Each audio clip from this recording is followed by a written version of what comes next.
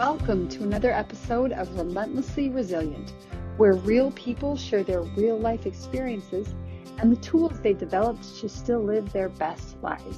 My name is Jennie Taylor, and today we have a very unique episode.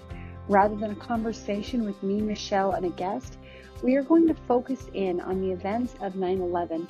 We're going to take you through a journey both local and national. The local side of things is going to let you hear some of the behind the scenes work of the We Were 9/11 project. We'll join you with our project manager, Kiersten Cragen, up in the Ogden, Utah area. And she and KellieAnn, our producer, are going to let you know a little bit about the behind the scenes work of this beautiful project commemorating 20 years since the terrorist attacks of 9/11. But first, I had a great opportunity on September 11th itself to spend the weekend at Fort Benning in Georgia. That is the home of the infantry of the United States Army, including the Rangers and some other wonderful groups. It's also the home of a memorial to the global war on terrorism and includes several giant granite panels on which the names of every fallen service member from this most recent war are listed, literally etched in stone. My husband's name is one of those names from the year 2018. And of course, this memorial goes back to names all the way from 2001 to 2021. The 13 individuals who were killed most recently in Afghanistan, their names will be added to the wall next year through a special service so that their families can have time this year to complete the burial and that initial grieving process. While I was in Fort Benning, joining 450 other Gold Star family members, I had the opportunity to share a few of my thoughts. And those thoughts have been recorded, and that's what we're going to share with you today to kick off this episode. So stay tuned. Again, a very unique week, very different approach to what we're doing, a chance to hear a little bit about 9/11 as it relates not only to today's world, but particularly today's world for surviving military families who have lost a loved one in this global war on terror. Thanks for joining us. I think you'll really like this week's episode.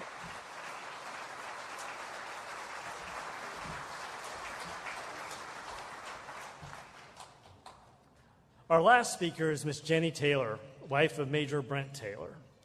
Brent Taylor grew up with a natural bent for leadership and a love for his country. After 9/11, he and his 5 brothers decided they needed to serve their country by joining the military.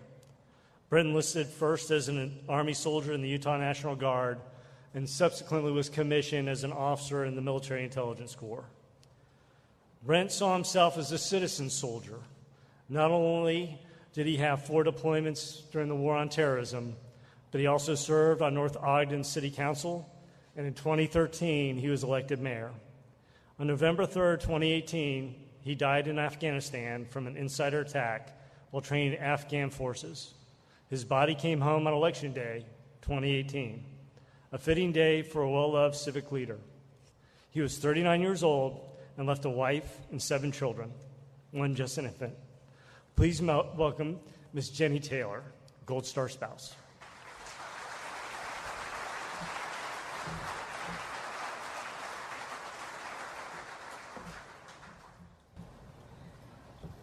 I'd like to echo my thanks to the thanks that has been given to Rachel and to everyone else who put these events together each year and make it possible for us to come together.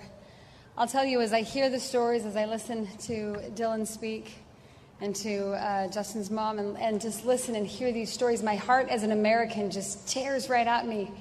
And I feel so grateful and so sorry for your loss. And then it's so overwhelming to look around a room like this, or a room at TAPS, or a room with the Gary Sinise Foundation, and realize that every single person in this room has experienced that kind of loss. So my story is a lot like your story.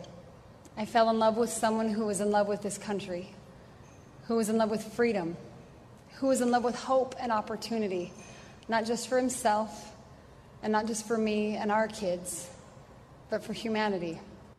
We met on a blind date, and it was a disaster. After that, he asked me out a second time, and on our first real date, I remember getting to know each other, and he mentioned something about wanting to join the military. It was 2003, and I'm a really patriotic person. But the second he said something about wanting to be in the military, my stomach hit the floor. And I caught myself thinking, why in the world do I care if this kid wants to join the Army? I just barely met him. But it's almost as if maybe my soul knew that that desire of his would have an impact in my life.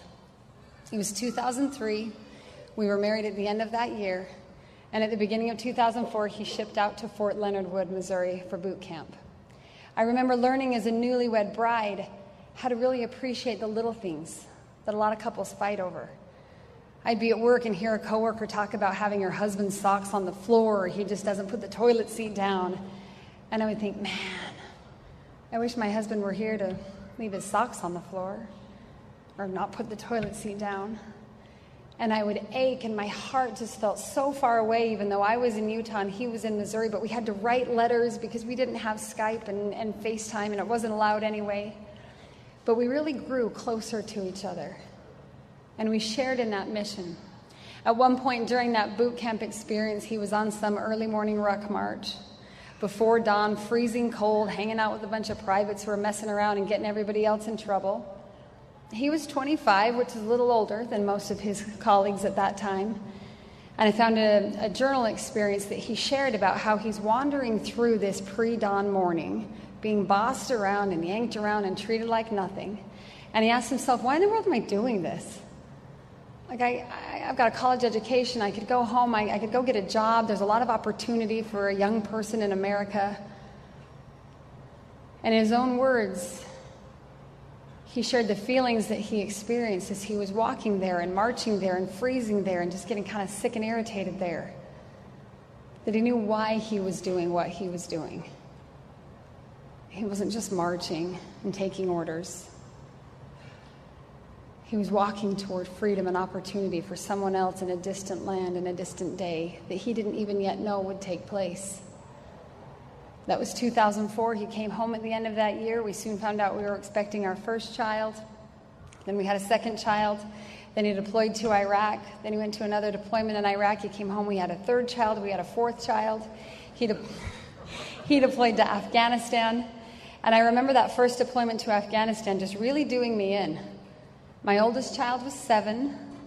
My youngest child was 9 months old. And we're a National Guard family. Nobody gets it around us. Nobody else is deploying in our neighborhood. Families who love us and mean well didn't really understand what that was like. I didn't even understand what it was like. I've never PCS'd. I've never lived on base. I've never been through what a lot of you in the active duty community know. And here I was, stubborn and strong like every good redhead, determined to make it through and, of course, not need any help. Well, that kind of backfired, and that deployment about did me in. My husband came home from that deployment. We had our 5th child. He got involved in politics. He ran for mayor, and he won. And at that point, it felt like this commitment to service and opportunity and hope and freedom kind of shifted away from military and more into politics and civic service. Still the same vein, still the same purpose, still the same drive, still the same shared family commitment, but it looked different. He stayed in the National Guard, and 1 weekend a month, he went down on a Saturday and Sunday in uniform. A couple weeks a year, he'd go to Japan or Korea and bring back all kinds of goodies and treats for the kids. But largely, I thought our life had transitioned into the military kind of being a side thing. He was a PhD candidate. He was a mayor. He was a small business owner. We had our 6th child. Things were going really well with the city. He was getting grant money and projects and getting involved on the state level and really showing some promise as a leader in our community. And then it was August of 2017. I was 7 months pregnant with our 7th child when he was at a guard duty meeting, and I was at home paying some bills on my laptop. He sent me a text message that simply said, "Hey, hun, when I get home, we need to talk." You know, I've been married to this man for 15 years through these 3 deployments and elections and all kinds of crazy ideas. I knew what we needed to talk about.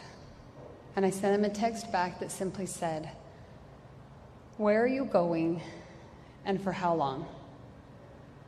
The answer was Afghanistan, and for up to 400 days, which of course is how the paperwork reads. It was November, the baby was born. It was August when we had that conversation. The baby was born in November. 2 months to the day of her birth, he got on a plane and went to Afghanistan for the second time on his 4th combat tour. We had all kinds of problems at home that year, which it seems always happen when our loved ones are deployed. And he was fighting his battles, and that was enough for me to worry about because I had to fight my own. I had a nursing baby and a 12-year-old and every other age in the middle. I had a 2-year-old that wouldn't sleep and a 6-year-old that wouldn't calm down and a 10-year-old that didn't want to talk to me about anything. And so I was kind of in my bubble of my world feeling like, man, I'm exhausted.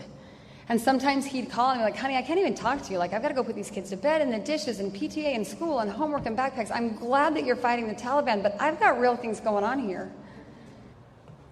Then toward the end of the deployment in August, he was able to come home on leave for a couple of really awesome weeks. Now, I don't know about any other Gold Star spouses in this room, but leave is not always awesome. Sometimes leave is really hard because they come home, but there's kind of that you're here, but you're leaving again, and the kids aren't sure how to adjust, and it's like dad wants to come in and give orders because he's the major, but like the 2-year-old doesn't care. But this leave was different.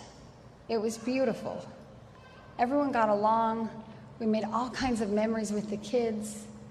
The other little things that sometimes seem to fester or bother just didn't even exist. And we had a lovely time in August, and then we took him back to the airport and sent him back to Kabul. And I got busy getting kids ready for school and settling back down because Dad's going to be home soon.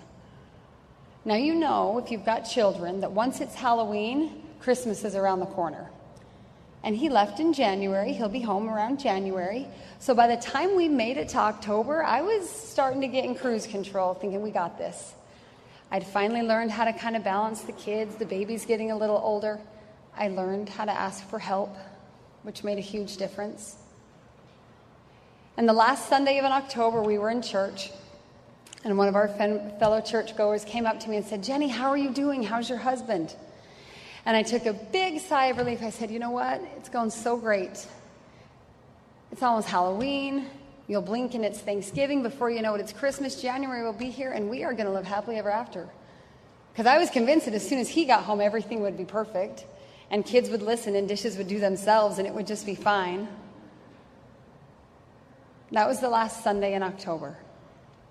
My birthday is on Halloween, and we had a great time. And 3 days later, 2 soldiers knocked on my door in full dress uniform. And my 7-year-old son answered the door. About 6 months later, he told me that he hadn't been able to sleep that night because he woke up in a dream. A man in a uniform came to him and told him his father had been killed. Now, I don't need to go into the details of what happened after that knock on the door because you've all had that knock on the door. But I will tell you, in echoing what has been said, God has been very good since that knock on the door. And I truly believe that he can take the darkest ashes of our life and make something beautiful and bright, not just for ourselves, but for those around us. I look at that family picture and think of my family, my Gold Star family, my kids. I worry for them. I ache for them. I feel they pay the highest price of freedom. And then I look around this room and I see all of you, my Gold Star family. I haven't even been a Gold Star widow 3 years yet. I still get TRICARE Prime.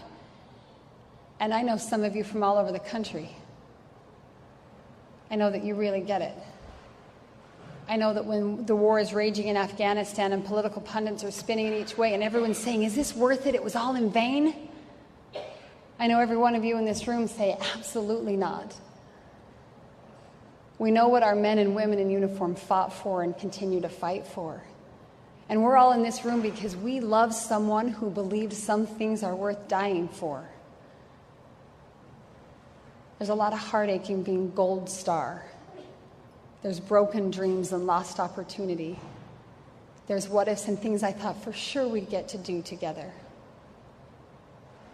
But I'll tell you, I've never had a title more honorable to me, second only to mother, to say I'm a Gold Star widow. I'm married to a man who paid part of the price of freedom. My family stood up and he ran in when many others would run out. And he would do it again for you and for me, just as so would your heroes every single day. As I got ready to come over here tonight in the hotel, I just had the news on in the background, and the caption said, "What went wrong in Afghanistan?"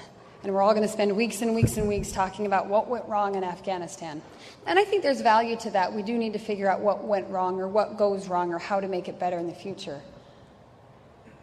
But I'd rather have the conversation of the good that's been done in places like Afghanistan and like Iraq and like Syria and like North Ogden, Utah, and our National Guard and our Reserve and our active duty components around the world. Let's have that conversation as Americans. It's been a devastating few weeks. Coincidentally timed with this 20th anniversary of 9/11, it feels very heavy some days. And yet I'm hopeful and prayerful that it can be a wake-up call, not just to us, not to those of us who know what it feels like and what it costs, but to the rest of America. Less than 1% of this country currently wears a uniform. That's an overwhelming statistic. And we could get down about that and feel like, man, the rest of us are slacking. But I choose to look at it a different way. For every one man or woman in uniform, there's 99 of us. 99 of us they're willing to protect.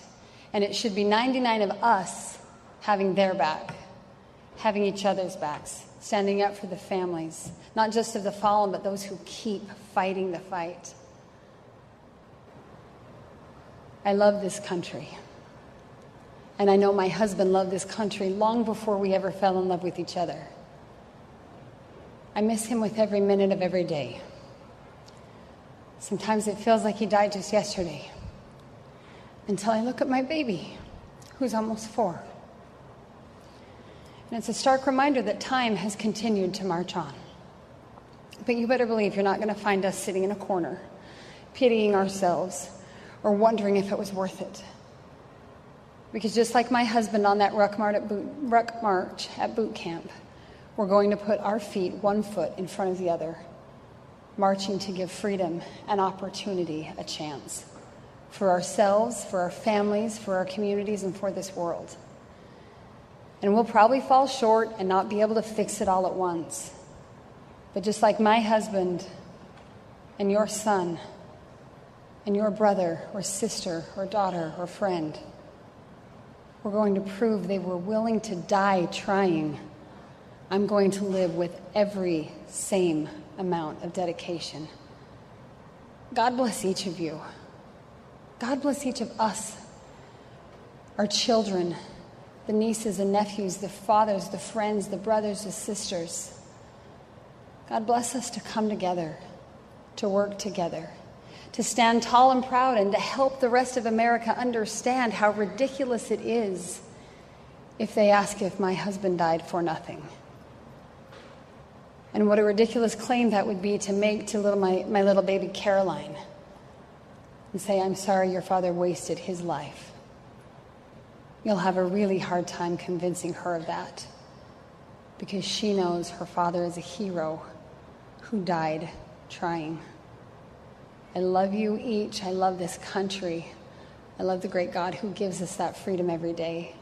And I pray that as we come together as a country, we'll be able to put politics aside and find opportunities to stop pointing fingers, but instead ask the pointed questions, and then work hand in hand and arm in arm to make sure that the greatness of America continues one day, one decade, and one generation at a time.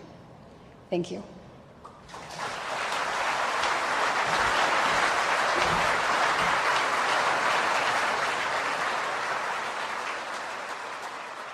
Thanks for listening to the remarks that I shared at that Fort Benning dinner with several hundred other Gold Star family members. It's so important to reflect upon not only the loss and the devastation and the sacrifice that happened on 9/11 and throughout this 20-year war, but also the bravery and the heroism and the determination of the surviving families of these heroes to just keep putting one foot in front of the other, day after day after day. We're excited now to shift gears a little bit and bring you to Kiersten Cragen and KellieAnn, our producer. This is going to be a really unique opportunity to look behind the scenes at what we call the Weber Remembers 9/11 Project. Kiersten is a project manager. She's a recent graduate of Weber State University and my intern for the project. She's been phenomenal. She is a great young lady that we're excited to see the good things she does down the road and in the future. So if any of you either saw or heard about the Weber 9/11 Project, Kiersten is largely to credit for so much of what happened. And then, of course, KellieAnn is our awesome producer, and she went on location on the busy, crazy day, September 11th itself, to get a feel for what this project is, what it means, and hopefully what it teaches and reminds us. Stay tuned, you're going to love it.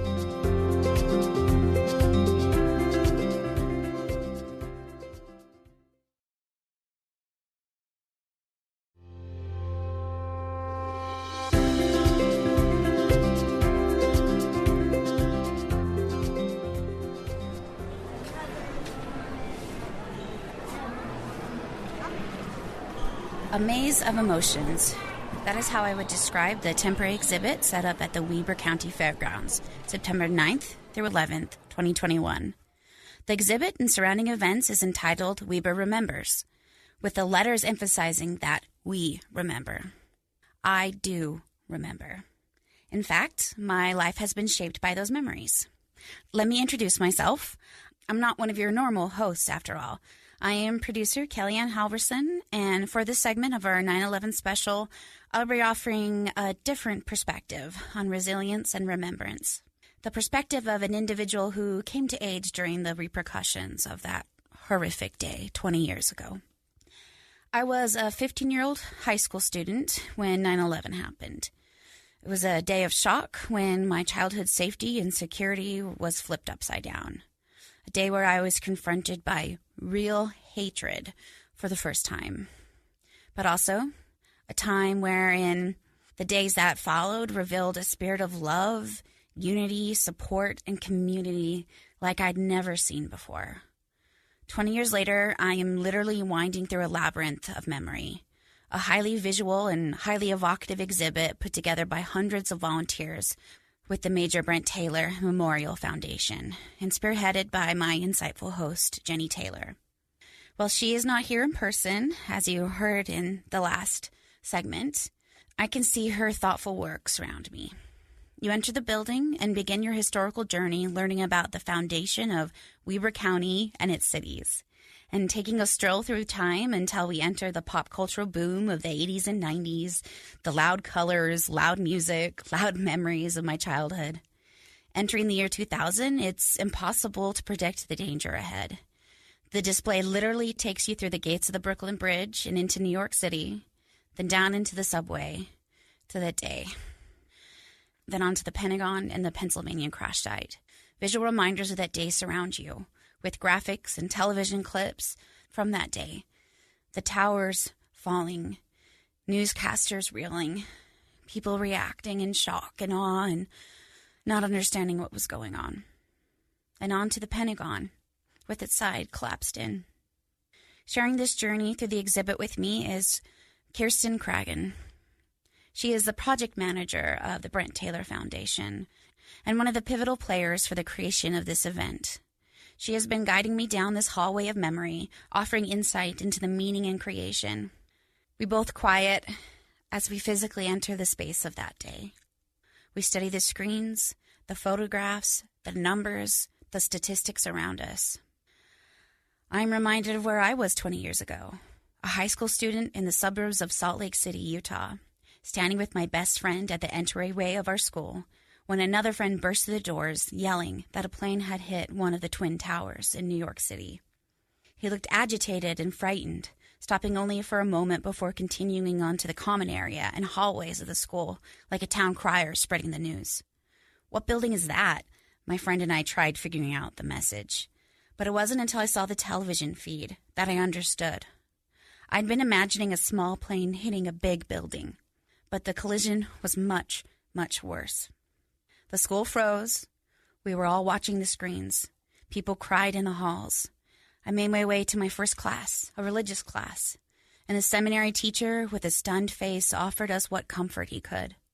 We discussed the history of the Middle East, the emergence and divergence of religion and thought, and sadly, the reality of hatred that can consume some hearts. When I got to that class, the second tower was hit. The majority of the day was a maze of emotions, like I'm feeling as I wander this exhibit. But this time, there was a better understanding of the what, how, and why. Along the path of the exhibits are breakaway rooms with documentary films about different facets of the event. After the tour, Kiersten and I break away and share our own experiences, have our own conversation.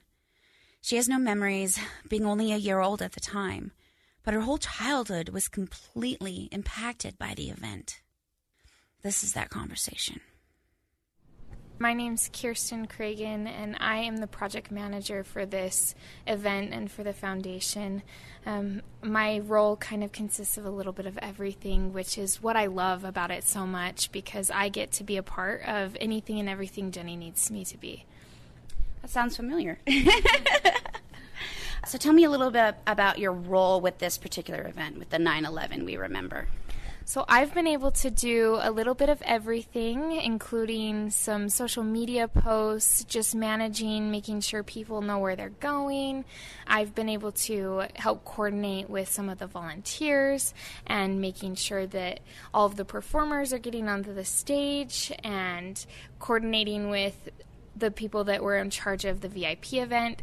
I have a finger in a little bit of everything, which has been really, really exciting and fun, because I get to see how much of an impact that this event is having on everyone, on the people that are even sitting on the sidelines, just standing and greeting at the doors. You can see that this event has impacted them. Well, and it's definitely an impactful experience. We've been going through the museum experience in one of the buildings there, and it's just been amazing to see this storyline as we go through. And it's definitely got me reflecting back on my experience. I was about 15 years old when the attacks happened. Now, how was your life shaped by the events of 9/11, particularly since you were about 1 year old when they happened? So all your memory, this has happened. Yeah, like you said, I was too young to really have memories of my own, but I have gained memories based on things that my parents have told me and that my friends and family have told me. But I definitely think that this event was very impactful on my life. I grew up in the generation that definitely listened to every single song that was ever created past this event, and we watched every 9/11, we watched all of the videos that they had to offer about it and learned as much as we possibly could. And I hope that we continue that tradition with our younger generations, because that has been something that I have been able to take with me and know the impact that it had on so many people and understand it. But I will say that I'm still constantly learning, and that's a good thing. That's what this event is about, constantly learning and be able to re-experience and re-remember and continually remember. It's interesting to me to see all these kids here, and like you, they either weren't alive or they were too young to experience it at that time, and to see parents kind of explaining the experience to their kids, it's kind of an interesting thing to see that. I don't have kids of my own. Just that bringing this to younger generations and understanding the significance and how this has shaped our history and our culture today. You know, you mentioned the music, and I remember so much those patriotic type country songs that came out after it, and this feeling of unity we had growing up, thinking that as a childhood would have just been a crazy and a awesome and amazing thing to experience. And it takes time for you to understand the significance. How old were you when you would say you understood the significance of what 9/11 was and is? It kind of started in elementary school, really starting to understand and having it as a presence every single year. We made sure that day was all about 9/11 and what those people went through and the things that came from it. And so I would say elementary school was when it started to really hit. But I think that my respect has grown tremendously being involved in this event. So I think that as I am being a part of this and being able to walk through the exhibit so many times, I get chills every single time. And I learn something new every single time. And I feel something every time. That's something I haven't really thought about. When I was in school, it wasn't a part of American history because it was American present. So I never thought about like how children would be experiencing that in school. And now you've gone and you've helped put together this exhibit that Jennie spearheaded with Ferry. Can you tell us a little bit about the exhibit and how it was developed and came to be? Yeah, so the idea it came around 6 months ago in March. Jennie and Johnny both sat in a Roy City Council meeting, and Jennie said, we should do something for 9/11. And Johnny said, okay, let's do it. Let's put something together. And the idea just kind of blossomed from there.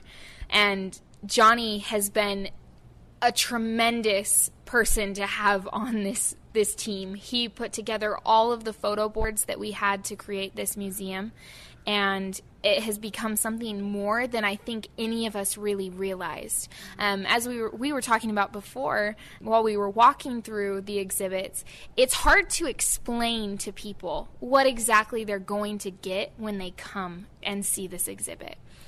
It's beyond words, the things that you will see and the things that you will feel and experience, because it's just so tangible and it's right there, and there's so many emotions that come with it. Mm-hmm. We wanted to be able to convey those emotions and convey the remembrance of 9/11 to everyone in our community. And it's interesting because it's a historical walkthrough, but you guys have put up the boards. What did you call them? They're 4x8 foam boards that they're photo boards. And it's interesting because you're literally walking through a hallway of a timeline, and you have visual representations and photos of what happened and written words kind of building up to the events of 9/11 and the terrorist attacks. And it surrounds you. And I learned so many things just going through that. But you don't leave it there. You bring back hope within it. After you go through the events of 9/11, you talk about how the nation came back together and how we were able to really take a stance in a war against terrorism and come together as a country. And this really is just an interesting and a fantastic environment and exhibit that you've put together. Can you tell us a little bit about the volunteers and the people who came together to make this possible? We love our volunteers so much. This has been an incredible experience to see these people come together for good.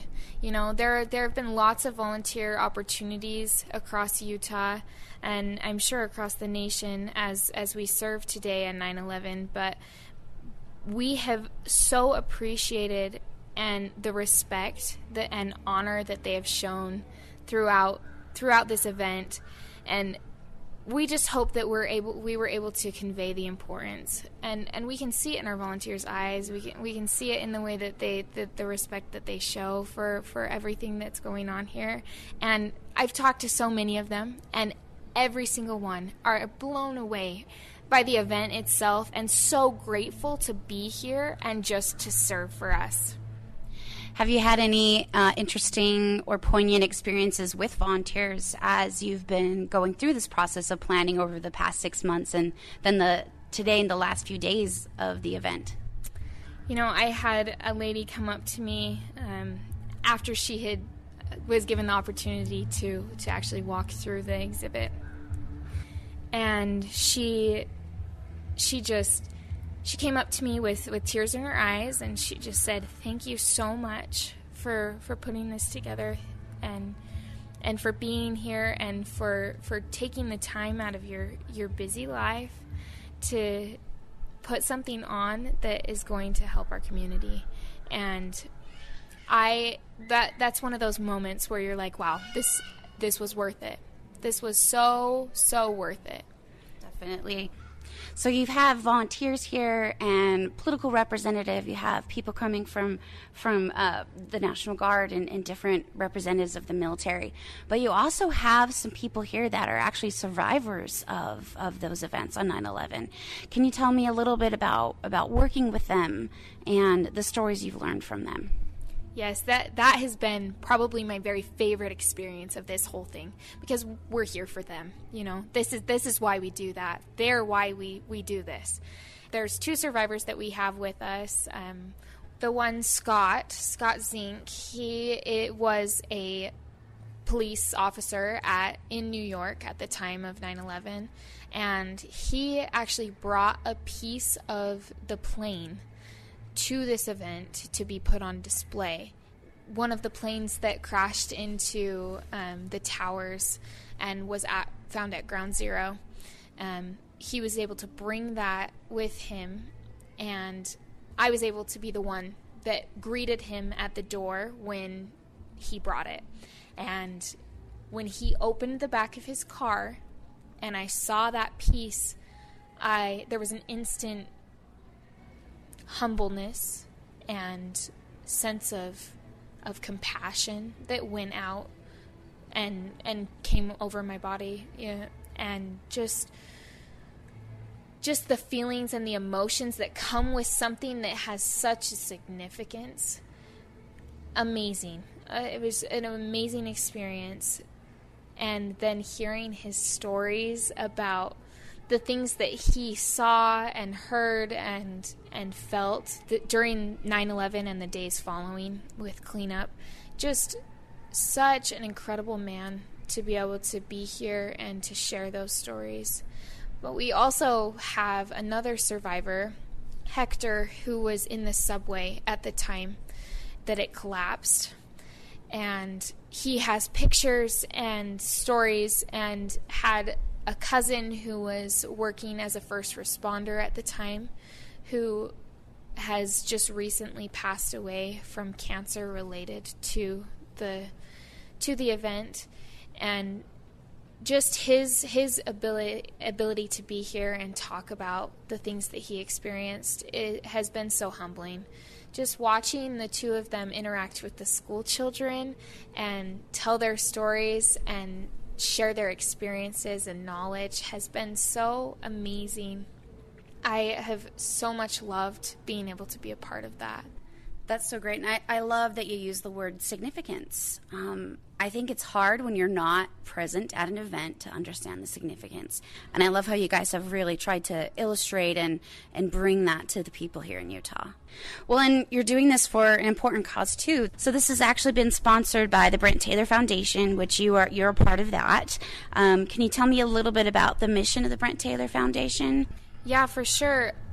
The Major Brent Taylor Foundation is all about leadership and scholarship. We want to make sure that the future generations of America are good leaders, and we strive as a foundation to do our best to be able to give those students and those children opportunities to be able to strive in their leadership roles. And I think that this event does that really well, because good leaders know where they came from, and they know things about their past, and this is a perfect opportunity to share with those younger generation, the rising generation of our future leaders, to come here, come together, and see a community full of people who are willing to unite and connect, and being able to share that with them, and to hopefully allow them to be able to use that in their future for their leadership skills. That's just wonderful. You know, and speaking of leadership skills, as you've taken this on, I bet you've learned some things yourself. What have you learned while planning and managing this event? You know, there are a lot of things. Some of them silly things that I have definitely learned, from learning how to manage a situation where a child is not feeling well, you know, in an exhibit, and what to do there, to understanding what it means to be a leader and what it means to be in charge of something. with this much gravity. You know, I've had so many people come and ask questions and want to learn more about the event, and it's so important as a representative of this event, but not only this event, of the foundation that I work for. It's important for me to have the knowledge necessary and to answer those questions. This event has taught me so much about my capabilities and about the capabilities of people in general. Like these volunteers that are out here, the people that are just here to honor 9/11 and to remember and to commit.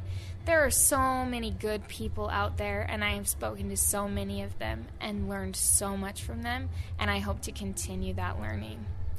That's awesome. I can just see the smile on your face. I wish that could be picked up by a recorder.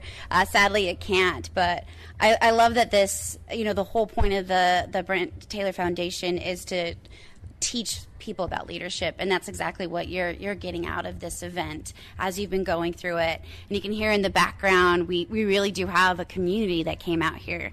We're sitting outside of one of the event halls here, and you can hear the people inside. There are kids dancing. There's music groups here. There's all these amazing different exhibits going on. Exhibitors, a community that's come out to support it, and National Guard and people like that really coming together to support this community and to help support the foundation. Now, you grew up after 9/11, and one thing we always talk about in this program is resilience. What does it mean to you? So as someone that grew up after 9/11 and has been part of their cultural history and the reality of their life, what about this experience and the experience growing up in post 9/11 world, what has it taught you about resilience? I think I've learned a lot over the years about continuing on. Resilience is all about pushing forward through hard things, and being a part of this foundation and a part of this event has shown me there are so many people out there that are resilient and can continue pushing forward even through the toughest of times. All of the families that lost people in 9/11 and the families that continue to lose people overseas and at home and abroad, and the families that continue to lose people to the cancers that were so prevalent after 9/11. These people are still pushing forward, and that gives so much hope. It brings so much hope to my life and to the people's lives that are here.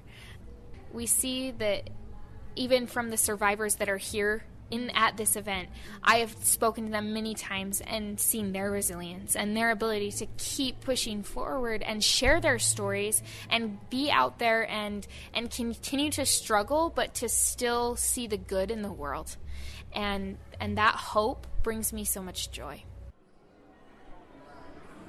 Let's return to that exhibit. I want you all to know that America today is on bended knee in prayer for the people whose lives were lost here, for the workers who work. We continue through the hallway of photographs, past the tragic day and into the days of unity, support, and patriotism that followed. While we hurt, the world continued to turn. We mourned our lost and cherished a bit more those we still had. My father often shares this lesson he learned the days that followed 9/11. For years, he had visited the same gas station and visited with the same attendant almost every day. The next time he saw her, after 9/11, he made it a point to learn her name and greeted her by name each day after that. He learned to love his neighbor more. For me, my experience was shaped by the small religious classroom, with that teacher struggling to share history, and in the same emotionally ragged breath, I learned the value of understanding with love. My desire to learn about the other increased, to learn about history and culture increased, to seek for reasons to love, not reasons to hate. We still can't understand the intricacies of that day, but we can strive to celebrate the lives we lost, the stories of hope told, and the unity we felt after. You continue through the exhibit. We move through the war on terrorism, the lives lost seeking and preaching and spreading freedom around the world and in the Middle East. The exhibit closes with a walk through that time, and it brings us back to Utah history with the Winter Olympics right here in 2002.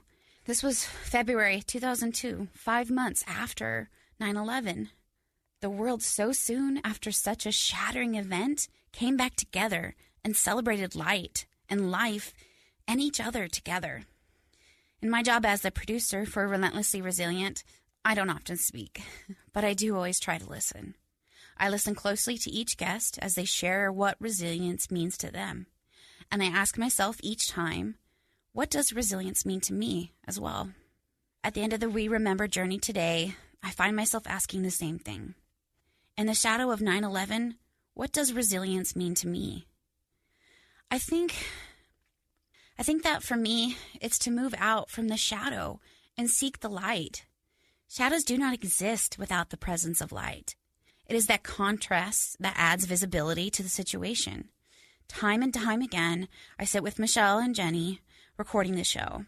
I'm astonished of how it is just as easy to burst into laughter as it is to burst into tears. They both have gone through significant trials, losing not only their husbands, but the regular rhythms of their day-to-day lives. And instead of cowering in that darkness that is always available, they have chosen to seek light, to share stories of resilience, and then close each episode with a plea for understanding and kindness towards others. That is remembering 9/11 means to me. Stepping out of the shadows while respecting the reality that they are there, and doing what we can to move towards the light. And when possible, invite people to join you in its warmth. We're going to go ahead and take a break, and when we come back, we're going to listen to Jennie and Michele. They're going to share a bit about their stories of where they were 9/11 and reflecting on what it still means today, 20 years later. We'll be right back.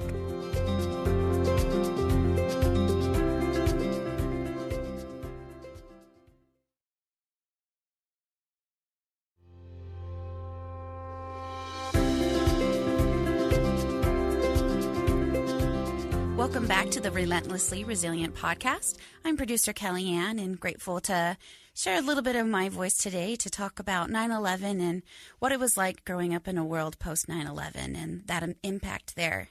But of course, you want to hear from our hosts. We have Jennie Taylor and Michele Scharff here, and they're going to discuss a little bit about the impact 9/11 has had in their lives and what it's been like this past weekend, really looking back and remembering this tragic event that's just shaped our world.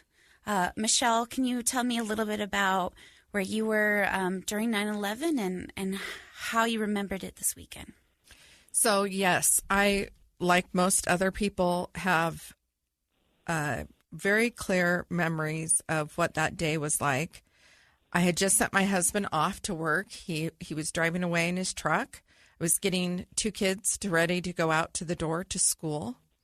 I had a baby who I was nursing on my breast, and I received a phone call from my husband, but I was busy trying to run around with one arm, getting 2 kids out the door while I was nursing a baby. And so I missed the phone call, and he called back, and I thought, who's calling me? Why, somebody really wants to get a hold of me. So I went to the phone, and it was my husband, and he was panicked. And he said, Michele, I'm listening to the radio. I don't know if this is some like Orwellian something. I don't know if if this is a joke. And I'm like, what are you talking about? Calm down. And he's like, Michele, go to the television. You've got to turn on the TV. And I said, what are you talking about? And he said, they're saying a plane just crashed into a building. I'm like, what? Well, that doesn't make sense. Planes don't crash into buildings. And I turned on the television, and I had just put the baby down, went to find the remote, was standing in my living room. I turned on the television. It took a few minutes to warm up and to come into focus. And I turned it on just in time to watch the second plane hit the building. And I fell to my knees, just fell to my knees. And I remember saying to my husband, oh my God, is this it? Is this the last days? Is this the beginning of the end? Is this Armageddon? Is this a war? Is this a third war? And he's like, I don't know. I don't know. He goes, just tell me what they're saying on the TV. And so I listened to the television with him for a while. And I asked him, I said, I don't know what to do. Do I send our kids to school or do I keep them home?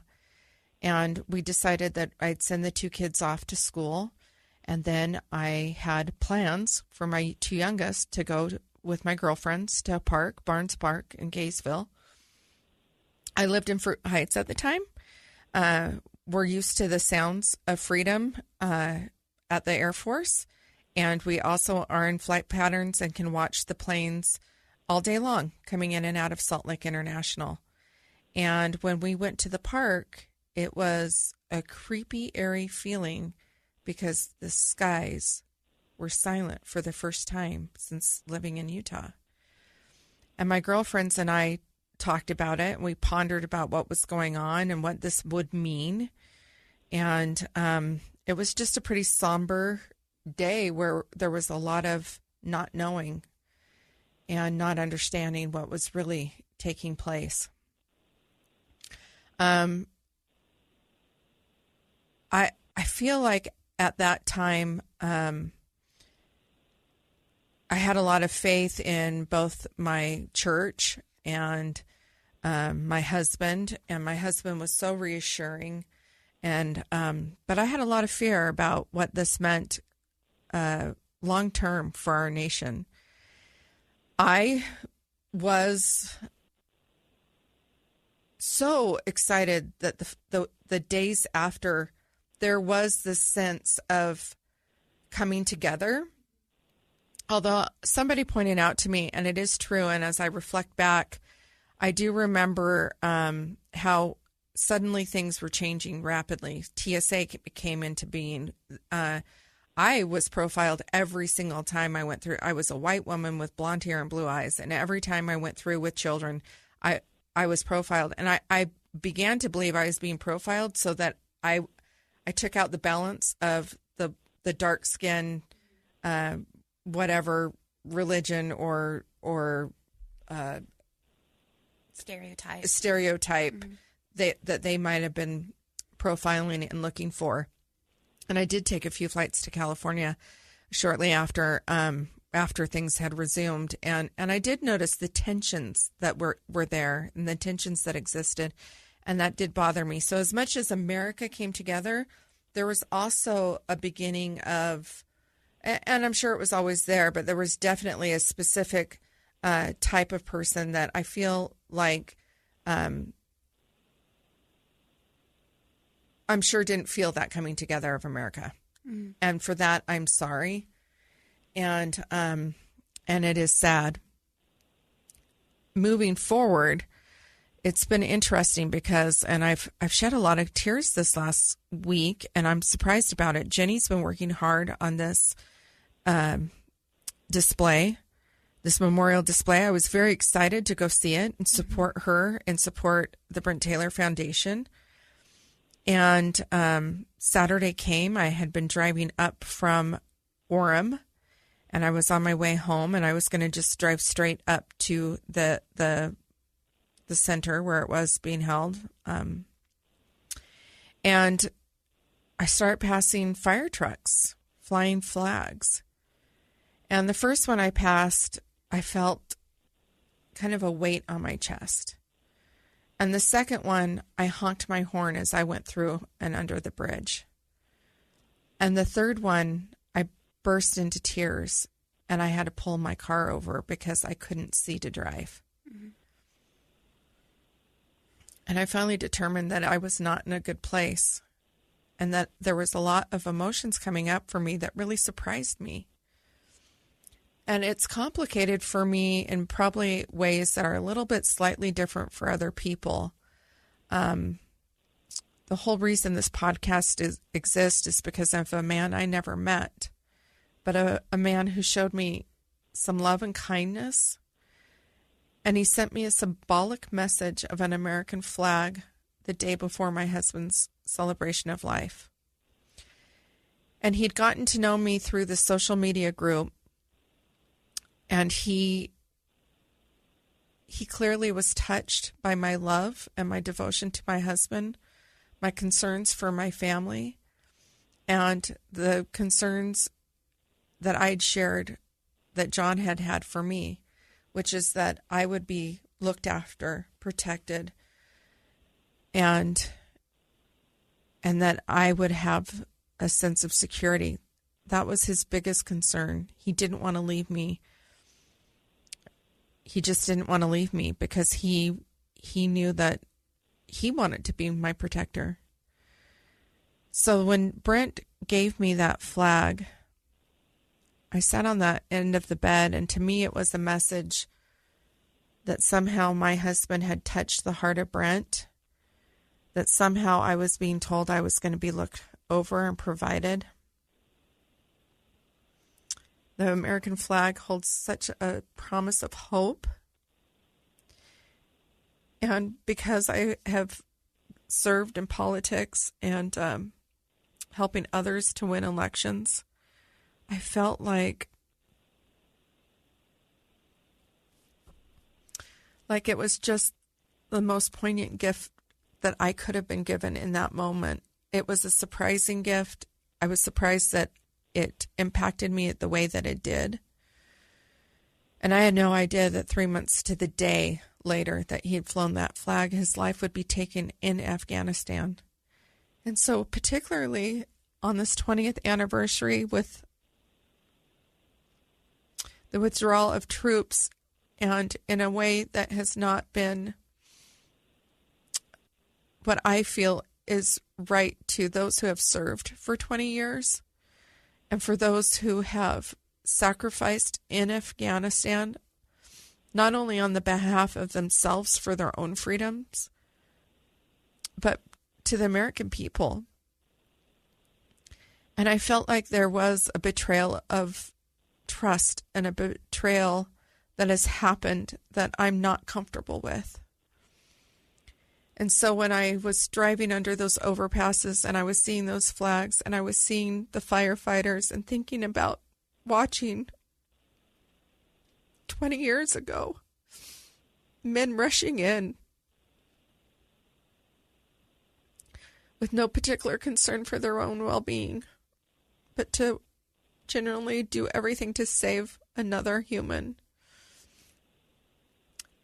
I found it overwhelming, and I found it too much for me to even bear walking in to see the actual memorial or to watch this year as there were TV's news reports on it. I couldn't bring myself to do it. And I ended up finding myself in bed and crying. But I have to say, well, in a lot of ways, I don't think that we're smarter, safer, or more united. And for all of those things, I have a lot of grief. I do believe in the promise of what America is. And I hope at some point enough of our hearts will be touched that we'll start caring again for our neighbors, whether it's by getting a vaccine, wearing a mask, which has become so political, and in the right to not. I don't believe in the mandates.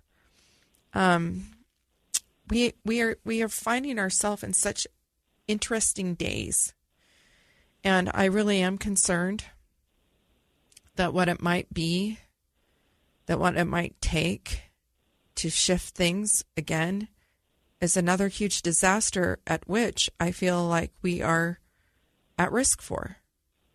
Terrorism on our soil in stressed hospitals where there's already full trauma beds. Where are these people going to go? And we're going to have to start realizing that we have to come together, that we're more alike than we are different. And the hopes and the dreams that we have are good, and they are unique. and that we do live in a great nation. I don't think we live in the greatest, and I don't think that we're being the greatest, but I think that we have the potential to be that. And I think that there's been a lot of sacrifice on that behalf. And I hope that at some point we start reaching in our hearts to start living that way. Mm-hmm.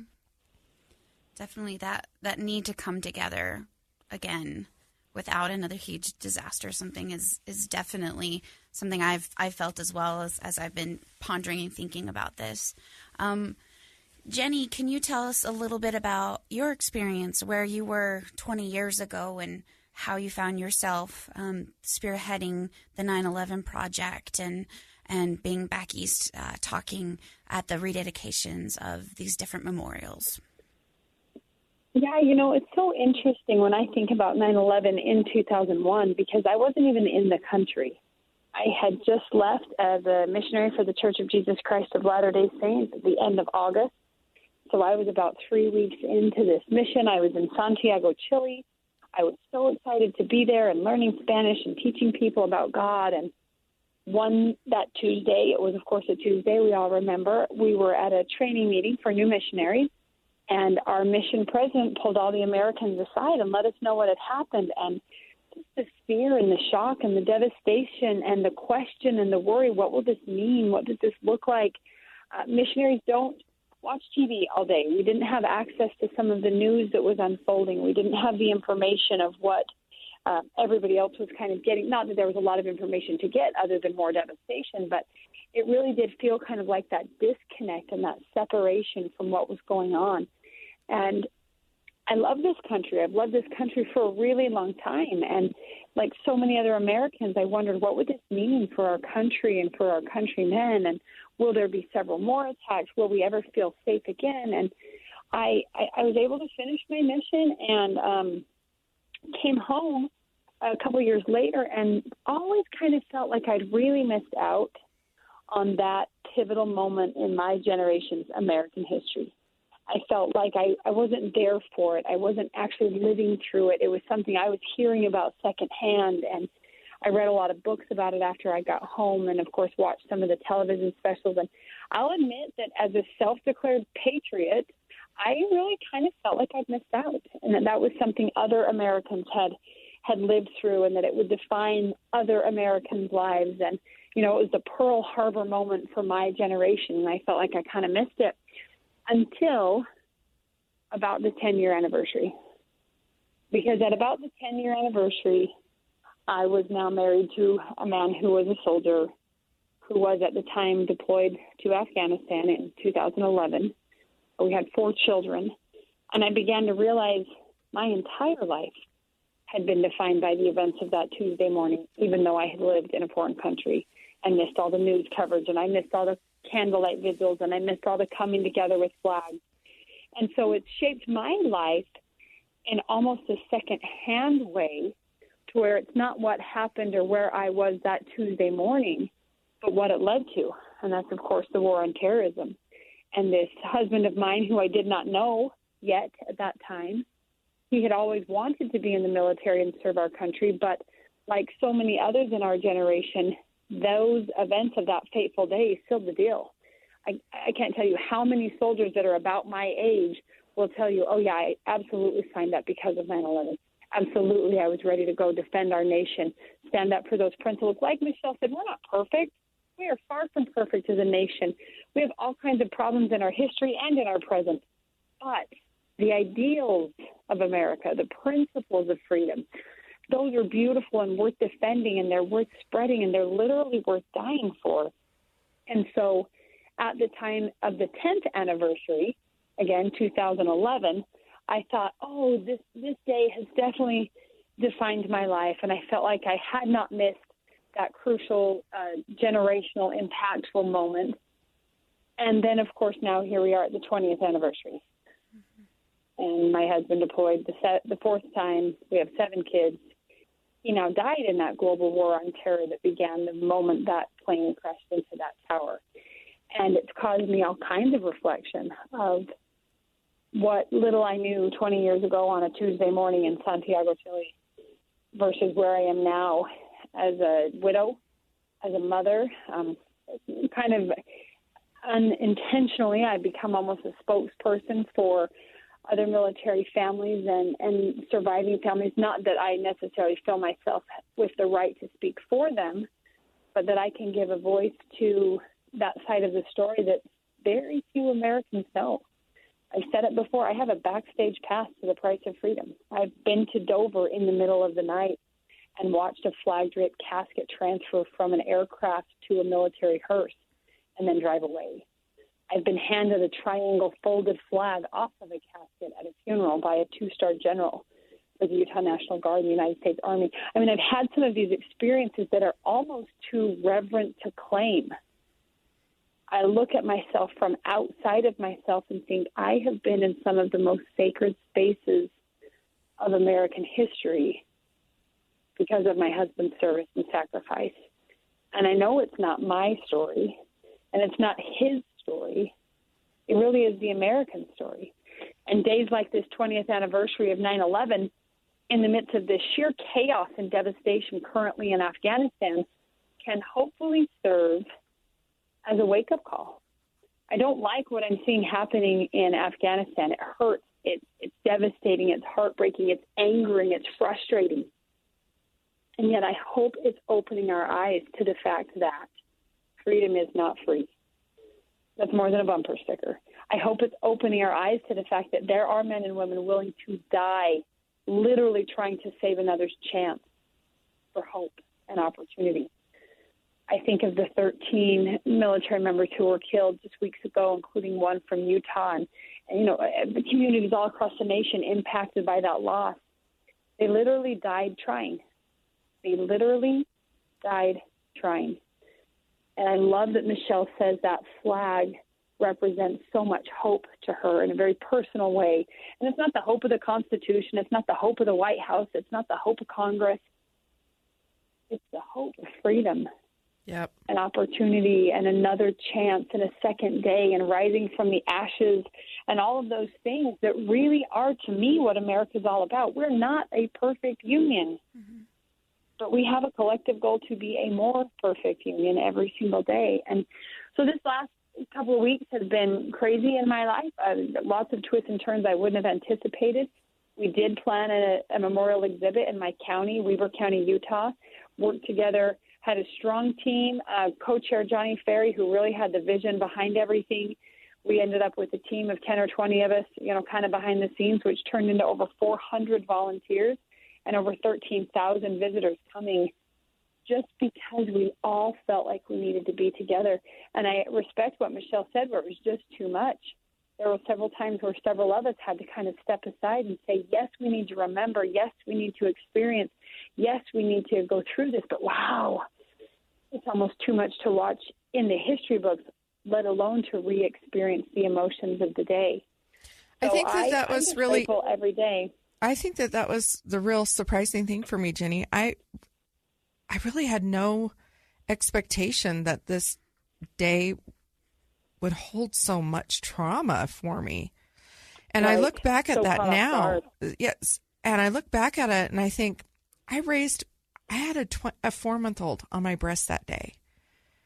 And I'm looking back over the struggles that some of my kids have had. And I think how much of America right now, 20 years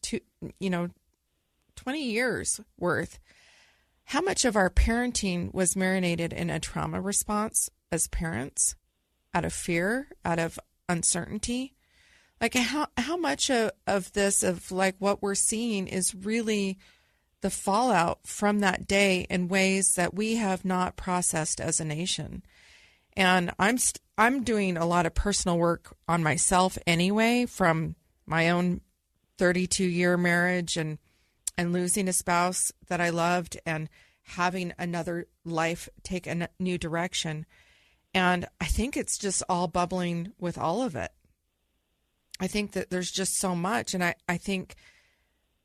don't think I'm too off to say that it might not have been like a conscious trauma, but a lot of fear that we operated on and that has bred distrust. and it's complicated. And I think that we're going to be unpacking this for a long time. But it was really surprising and interesting for me to personally have it impact me in such a way that I really felt like I can't do this today. Yeah. Well, and I love that, Michele. I mean, going back to what's the whole mission of this show, this resilience, and how important it is to let those moments be a part of our resilience. Right. And instead of you forcing yourself to keep driving on the freeway or, keep sobbing under the overpass, to recognize, you know what, the strongest thing I can do today is go home. Right. And just check out for a minute and let myself process these emotions and let myself be here. Let myself acknowledge the fact that maybe there are emotions I have not yet processed and I might need to process. And I think that to me is what this whole 9/11, really just this last couple of months has been. It's been, again, I keep using the words heartbreaking and devastating. I think August and September of 2021 have been heartbreaking and devastating on a lot of fronts. And yet I keep holding out hope and trying to remain optimistic that we as a nation can be resilient, that we as a people can sit down and cry and grieve and even languish and anguish, and then we're going to roll up our sleeves and, like you said, hopefully be kinder to our neighbors, hopefully get more involved in what's going on around us, hopefully have our eyes opened and our hearts willing. But that's where I just find, I hope that this past week or so, this past month or so, these events, rather than being the defining moment that tears us apart even further as a nation, I really do hope it helps us be refined and come together and realize that that's what resilience is. Yeah, We've absolutely. got to be a resilient nation. Freedom requires massive resilience, ups and downs, ins and outs, highs and lows, and you just stick with the fight one step at a time. So yeah, I think this is an important conversation. I feel like for us as Americans, it really is going to boil down to we have to be willing to listen to one another. So when somebody says, I feel hurt, or I feel not heard, that we can actually listen and hear them and acknowledge them and have that space. And when we all start hearing and listening to each other and not have our own agendas or our own political ideologies that are driving our responses, but really start driving our responses with our hearts. Mm-hmm. And when we start really finding a way to really love our fellow American, I think the gates of heaven will pour out upon us, and there will be, I have actually more hope, even though I feel like we're in the most perilous of times, which I also find really ironic because I was always such a fearful person. And I kind of made a joke on social media that it wasn't really a joke, but I said, gosh, I kind of bummed my apocalypse, my perfect apocalypse buddy died on me before the fun even got started. But, I always had this sense of security because I always knew John was so handy and he was so amazing and he could build something from nothing. He was the MacGyver of all MacGyvers. And there was so much peace in me. Like, I always felt like no matter what happened in the world, I would always be protected and safe. And I've lost that. And yet I feel protected and safe. I feel confident and I feel watched over. And I also feel like I've grown so much and I've had this heart awakening of my own. And I feel like it's possible for all of us. We just have to want it. And I feel like that's part of the reason that the show exists is I want people to have a place to voice their hurts, to be heard, to document it, but to also acknowledge how much stronger they are because of the hard thing. I think we can do this. I refuse to give up hope. And I think part of that is because I refuse to let Brent Taylor's death become one that is in vain. And for every other Gold Star family and for every other man that served and woman who did not come home or has faced traumatic atrocities, that their service is not in vain. I think the promise of hope is worth it.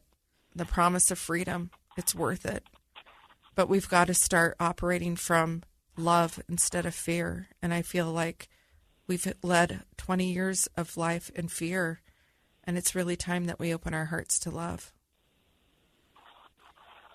I think that was a lot of what came to me as well over the weekend, and seeing you guys as examples of that. I get this opportunity every other week to sit and listen to you guys have these conversations where you work through the hard in order to come to the hope. And it's not just hope for you as an individual, but, okay, how can we help other people because of this? And that's one thing I talked a bit about in the last segment of, we can choose to stay in this shadow of darkness, of fear, of anger, or we can choose to step out into the light, to find the hope, and to take someone else with us. And I think that really is a key of resilience that I'm learning as I'm sitting on the show, as I'm helping pull this together. And one thing I was thinking about this weekend as we were planning the show, Weber Remembers was the theme with highlighted We Remember. And I was thinking, why is that report important? And it's because we are resilient because we remember.